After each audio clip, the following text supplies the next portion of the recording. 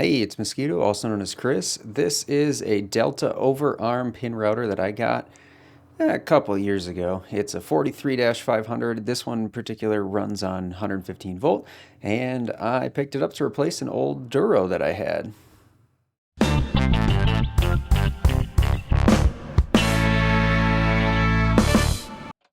So you can kind of see that old Duro that I was talking about in the background here, but anyway, what I'm doing is I'm just kind of doing the preliminary tear down, getting this thing off of the homemade base. Actually a pretty good base, whoever made it. So just removing the four nuts and bolts that hold that bottom on, and then once I get through that, that kind of just pops right off.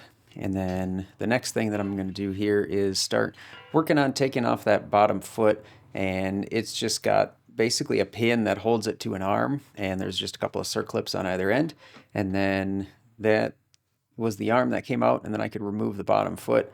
Now I'm just cleaning. I guess I skipped a step there. I think I lost some video here. It's been a while.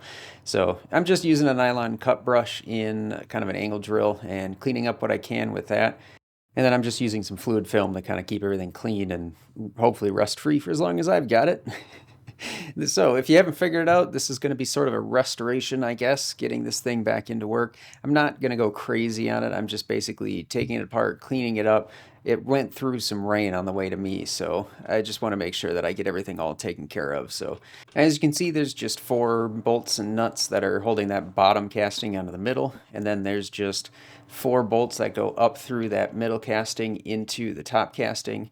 And I guess the middle one is more of stamped steel, heavy, but it's not cast iron like the rest of it. The bottom piece is cast iron, the top is cast iron, but that middle piece is just steel.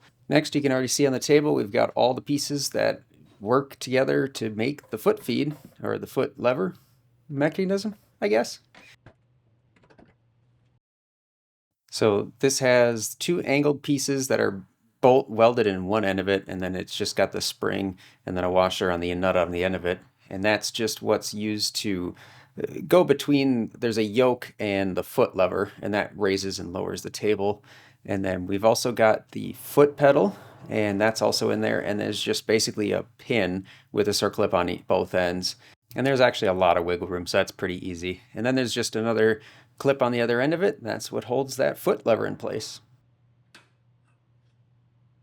And on the foot lever, there's a little slot, and that's where the arm goes into. And then there's just basically a smaller pin, same arrangement, two clips on both sides, and that's what holds that in place. And then we've got the yoke. So this thing is basically the pivot point that attaches to that vertical arm. Again, another clip. And then we've got a spring. And that spring, there's a little hole in the top casting way down in the bottom. So it hooks down into that, and then it goes up and hooks into that yoke. And that's what's supposed to basically pull the foot lever back up and kind of help the table go down, I guess. I don't know. I suppose it probably works, but I would think gravity would too. So then now we're going to put this main table casting up. Jumped the gun a bit on that one, apparently. This piece can't go in before the casting that holds the table because it hits. So guess I'll be taking that off then. So rather than taking the whole thing off, I basically just take that big bolt that holds the yoke in place out, and then I can just swing it out of the way, and then I can put this in. And you just saw me slide a gib in there, so there's these little jibs that kind of act as a surface, and I was able to use that to fill in the gaps so that I could tighten it to hold that casting in place, so I can reinstall the yoke here and get that little pivot arm that actually connects to the casting in place with, you guessed it, more clips. Lots of rods with clips on the end of them. I don't know why they didn't like bolts and nuts, but hey. So here is the better shot of that jib there. It's just basically a wear surface that I can push against the dovetail with all those set screws to get a nice tight but still movable joint. And then that lets me use that little, I guess, T-handle to lock everything in place. And it's just a matter of adjusting the set screws, seeing how well it works, tighten it a little, adjust, try it, whatever, and then you lock down those nuts to keep everything in place. And well, that's basically all there is to that. And I'm just using some liquid wrench dry lubrication for this because I just wanted something. but I didn't want to have oil because, I mean, if you've ever used a router, you know how ridiculously dusty and messy and horrible those things are. So just using that to try and hope that it doesn't get all clogged up with junk down the road. And then I made a special little chuck adapter and my live center, and that's actually the column in my lathe. And I just kind of used Scotch-Brite and some paste wax to get that all cleaned up and nice and put that back into service. And with that post back in the machine, you can see there's that little groove, and that needs to be roughly in the back. We'll get it perfect once we actually get everything installed, but you'll see later. But basically, there's a set screw in this little extended casting here, and you just want to get that flush with the bottom. I don't know how important that is, but I just figured having it there was the right thing to do. So basically get that installed, tighten down the set screw, and that's pretty much the bottom. We'll just get this side plate back put on where it's supposed to go, and then we'll put the back plate on at the end, and then that is that. Moving on to the depth stop. So this is if you want to raise the table up, but not all the way for some reason, you can do that by setting this. It's just like a drill press. There's this other bracket, and then there's a pair of thumb nuts that I just moved below the bracket, and you just jam those together wherever you want the table to stop. It'll hit that bracket and won't go any further. Moving on to the raise and lower mechanism, there is a screw on the back of it that is just kind of held into the castings with some pins. So I just drive those out, and then I can drive that off the end of it. And then same thing, a couple more pins. There's not too many bolts in this thing, but basically I got it all cleaned up, put the pin back in that bottom castings. Just that same pin went back in, and then that all got cleaned up and ready to go. So now we just have to put that whole thing back together. It had these plastic gears that got used to, I guess they were a bevel set, and one of them goes on the screw here, and then the other one ends up going inside of this other casting that's on the bench, and then those two things basically just act to raise and lower. I'm almost surprised that it worked out that way, but that pin here goes through that plastic bevel gear, and then there's a pin that gets driven through that, and that's what actually holds the gear in place. So this is the mechanism then, and how that works. You can kind of see it's just basically one is threaded, one is not threaded. The one that's threaded goes on the threaded rod, go figure, and then the other one just gets pinned on the what ends up being the hand crank eventually, and that's how it raises and lowers. Pretty simple mechanism. And then we get that handle put back on, another pin here, and that just gets driven into place. And now we can see how that whole mechanism works. And then there's just the locking nut and screw, and then there's a screw in the end to help stop it from running off the end. Except for when you forget the cover. So put the cover on first. That covers up those gears. So yeah, I get to do it all again.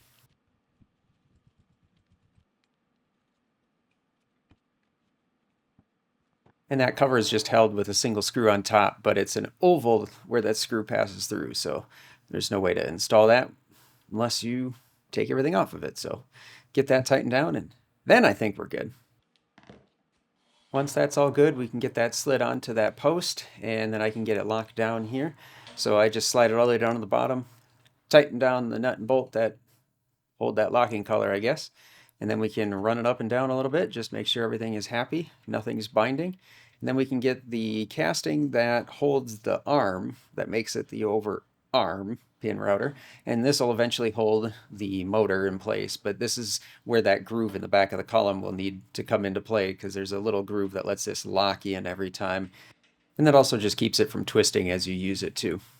Speaking of motor, here we are removing the collet nut, and then there's this little shield thing that has a guard on it eventually, but there's a bottom plate that protects the bottom bearing, and then there's 4 screws that kind of hold the motor head onto, I guess, the nose. I don't know what to call that, but there's also this arm that connects to that same casting that's just a single square-headed bolt, and then you can get all these screws taken off and get those two things separated. And it's kind of just a little U-joint in there, and there's this little plastic piece that interfaces the two shafts, and now I'm just driving out some of the things that are in there to get that out so I can inspect the bearings, because it's a little bit crunchy and not exactly good. So that is the other half of that little U-joint type thing, and there's just a spindle in there. So let's dive into the motor. So the armature bearings are, well, we'll just say not great.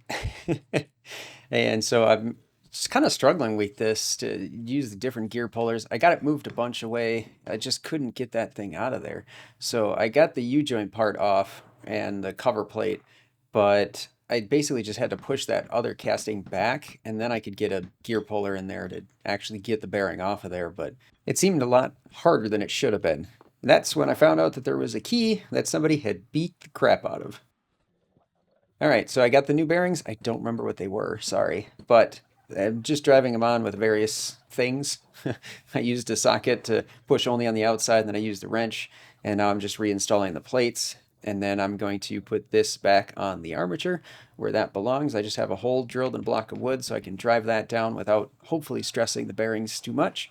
And I'm just kind of cleaning up that key because like I said, it was pretty mushroomed and that's what's jamming everything up. So got that reinstalled where it belonged, and then I could put that little U-joint thing back on the end of it, and then we could get this thing installed back into the motor. And this is always the part that I hate because it always feels wrong. If anybody has a better way of doing this, let me know in the comments. But basically, I have to just kind of hit it into there because it's a blind bearing. I have no other option, I don't think. So if you know a better way, let me know. But anyway, now I'm working on the spindle, and I got the new bearings. Basically the same techniques, holes and blocks of wood. Just drive those on and try not to do too much damage. So there's basically two spindle bearings, and those go in there. And so I just basically get all of that set in there, drive it into that nose casting, get the protective cover on the end of it, and then we can reinstall those two pieces. And that little fork for the connection between the motor and the spindle is a little bit too big to fit through where the bearing needed to fit through, so that has to get installed. But there's this little access window in the front, and then that's just held in place with a set screw. So then the next thing we needed to do is get that little plastic piece, so we get that installed where it needs to be, and then we can get the actual motor head attached to this front spindle, and then get everything all bolted back together. And I'm not sure that the orientation of where the arm comes out and where the wire connections are matters, but there was a couple of witness marks that somebody had put on it at some point when they had obviously taken it apart before. So I just put it back together the same way that I found it. And then I just put that protective cover back on the front, and that was that. And this shield thing originally had a little plexiglass shield, and that was supposed to act as something to keep your fingers out of the cutters. So I'll have to look into seeing if I can either find or make one of my own for that. So now I get this all installed on the machine. So that goes onto the arm, and then there's that set screw on the top. There's nothing really to lock this one in, so you're just going to have to calibrate that later. But next I'm getting the switch in place. So this was the one that came with it. I don't know if it's original, if it was an add-on. I don't know how that was supposed to have worked, but basically it's a switch, router plugs into it. So now we're going to set where this needs to be. So that set screw we had, there's that notch in the back, and I just loosened that set screw enough so that I could swing it while that arm casting is locked in place in that groove. And I've got basically a little V that goes into the router, and I'm just trying to get that set so that it's perfectly in the middle of that little dent. I took one of the pin bases, took the pin out, and then I can tighten this down exactly where that needs to be to make sure that it's straight where it's supposed to be. So then with that set where it needs to be, there's this little mechanism on the back of the casting that you can kind of pull out, and then you can see how you can twist that. So if you don't need it to be over the pin, I don't know why you would need to, but if you want to just use it as a router, not over your pin location, you can easily do that. And then with that groove and that pin in the back, it just locks right back in place. So nice and easy to get that all set, unset, however you need to use it, and seems pretty convenient. And with that, all that's left is to give it a test fire and make sure we didn't screw it up too bad. Overall, it's a pretty simple machine, so there's not a whole lot to it. So there's that. The Overarm pin router is back in action, and I'm excited to get it into service because I actually liked using the one that I had, so I hope this one works out pretty well for me too. I very much appreciate those that stuck around and watched through the video, and I will catch you in the next one.